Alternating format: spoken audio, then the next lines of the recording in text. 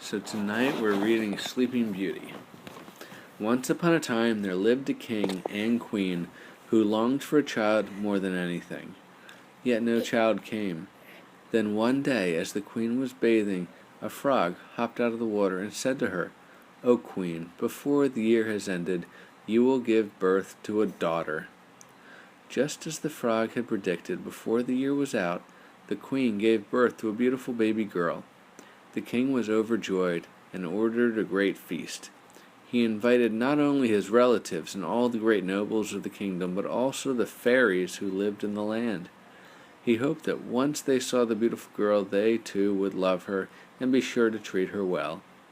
There were 13 fairies in the kingdom, but as the king knew of only 12, he sent no invitation to the last one. The feast was very splendid, and when it was over, the 12 fairies came forward to present the child with magical gifts. The first gave the princess beauty, the second goodness, the third promised her riches, the fourth charm, the fifth gave her the gift of quick wit, and on it went until the little princess had every gift one could wish for. No sooner had the 11th fairy given her gift than the 13th fairy suddenly appeared.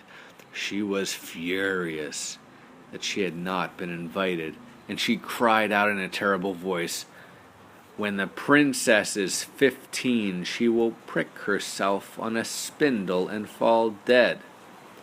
Then, without another word, she turned and swept out of the hall. The king and the queen were heartbroken. But then the 12th fairy, who still had not given her gift, stepped forward.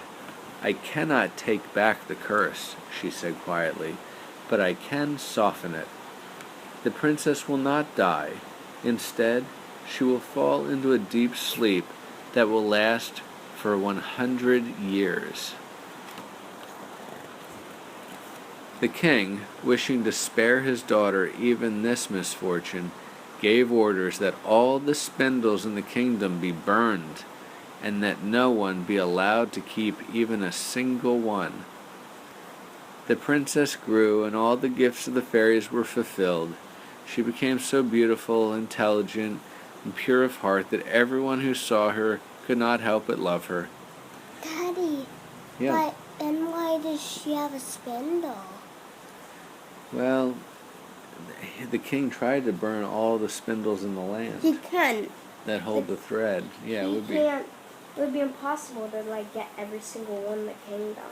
I agree. It so happened that one day, the day of her 15th birthday, her parents paid a visit to a neighboring prince. If he saw a spindle, he would be like, "Oh, banish that! I must banish that." Right. And he probably is doing that all the time. But if she saw a spindle, she would probably, it's her first spindle. Right, she's never seen one before. And the person could say, "You want to try?" And what would she say? Yes. She would prick. That's the danger. Yeah. The princess. She wouldn't know. Oh, I don't want to go near that. That's true. The princess was left alone in the castle. She amused herself by wandering they're always through being burned. the numerous rooms and halls. She peered into cramped attics. The king would be like, "Your little world was that spindle." She probably cast the spell in it that they would weave. And explored tall, forgotten towers. She discovered a dusty spiral staircase and climbed the narrow steps round and round until she came to a little door. A rusty key was in the lock, and when the princess turned it, the door sprang open. A spindle. Daddy, she's right. But Daddy, look. It's a spindle. A spindle. So when they're weaving the thread, it goes onto the spindle. You're not allowed. No. Inside the small room, an old woman sat with a spindle and distaff, busily spinning flax into thread. Daddy, I would say, no, you can't be with that spindle. But I don't think she's a good person, that lady that's spinning." "How do you do?" said the princess. "Pray tell me, grandmother, what are you doing?" For she had never seen a spindle or a distaff before.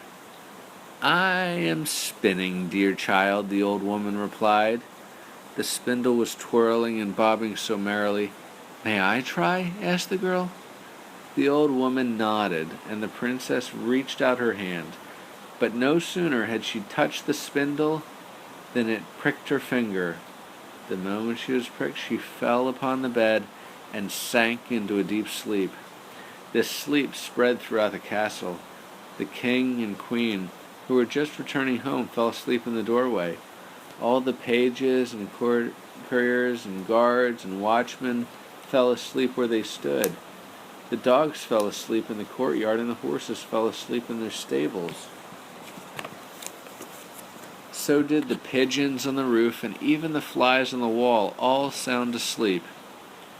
In the kitchen, the clock was about to pull the cook was about to pull the scullery boy's ears for stealing a biscuit, dropped off to sleep. But the scullery boy didn't run away, for he slumbered too. The kitchen maid, who was sitting at the hearth basting chickens on the spit, closed her eyes and lay her head across her knees. The chickens on the spit stopped turning and sizzling, and even the fire stopped flickering and fell asleep. The wind fell silent, and not a leaf, not even a pinch of dust, stirred in the king's castle. Soon a great briar hedge, thorn bushes, began to grow around the castle. It grew thick and high until nothing could be seen of the castle, not even the flags that waved from its towers. Over the years, various stories spread about the enchanted briar hedge and the castle behind it. Some people even said that a beautiful princess lay sleeping there.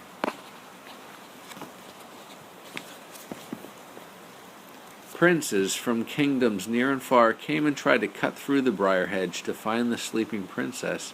But when the young men tried to pass through, the hedge's thorny branches clasped tightly around them, and they grabbed them. The princess became trapped in the briar hedge and died miserably. One day, when the 100 years were almost up, a young and handsome prince happened to visit the kingdom.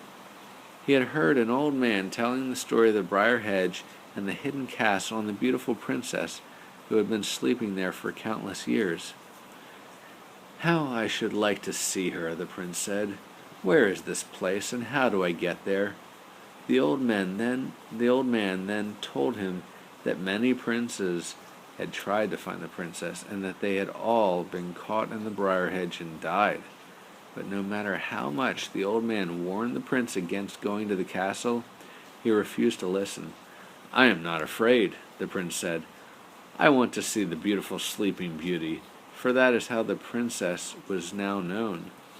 So the prince mounted his horse and rode to the castle. The 100 years had passed, and the day had come when the princess was to awaken. As the prince drew near the briar hedge, the thorns melted away. In their place appeared large and beautiful flowers, and the branches parted to allow the prince to pass. With each step he took, a path opened before him, and so the prince walked through the hedge and into the castle. In the courtyard he saw horses and dogs lying fast asleep, and guards and watchmen slumbering against the walls with their swords beside them. On the roof, pigeons slept with their heads tucked under their wings. The flies on the wall were still all fast asleep.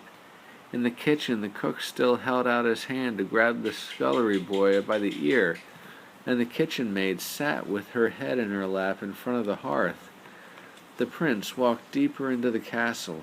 In the hall, he found the pages, couriers sleeping where they stood, and the king and queen asleep in the doorway. What is a scullery boy? I'm not sure what a scullery boy is. Something we'll like have to look it up after. Yeah, he's somebody that helped maybe in the kitchen. He went farther until the silence of the palace grew so great that he could hear the pounding of his own heart and the blood rushing through his veins. The prince. At last, he came to the tower and climbed the long dusty spiral staircase to the room where Sleeping Beauty lay. Then he saw her. She looked so beautiful that the prince could not take his eyes from her. He bent down and kissed her. At his touch, Sleeping Beauty opened her eyes and looked at him with great tenderness. Then he took her hand, and together they descended the staircase and went into the castle. As they entered the front hall, the king and queen and all the pages and couriers woke up and looked at each other in amazement. The horses in the courtyard stood up and stamped their hooves. The dogs began to bark and wag their tails. The pigeons pulled their heads from under their wings and, twittering and cooing, flew off into the fields. The flies began to crawl along the walls. In the kitchen, the fire in the hearth sputtered and flared back to life. The cook reached out and tugged on the scullery boy's ear so hard that he cried out, and the kitchen maid began turning the chickens as they sizzled on the spit. The spit is like the stick that it's turning. The wedding of Sleeping Beauty and her prince was celebrated with great joy and splendor, and they lived happily ever after. The end. You like that book, Sleeping Beauty?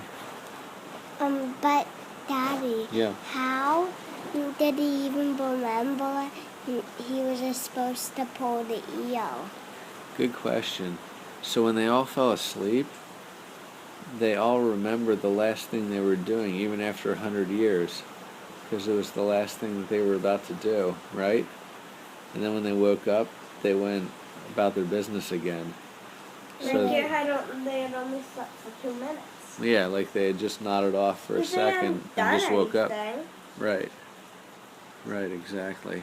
And they didn't grow any older. They didn't grow any older. That's kind of crazy, because that whole kingdom is 100 years into the future, but the same age. Yeah, everybody. It should be crumbling. Yeah. But it's always sleep. Magic, right. Everything stayed exactly the same. Because it was basically stopped time. Yeah. But only for the kingdom. Yeah. Because it fell asleep. Yep. All right, my boys.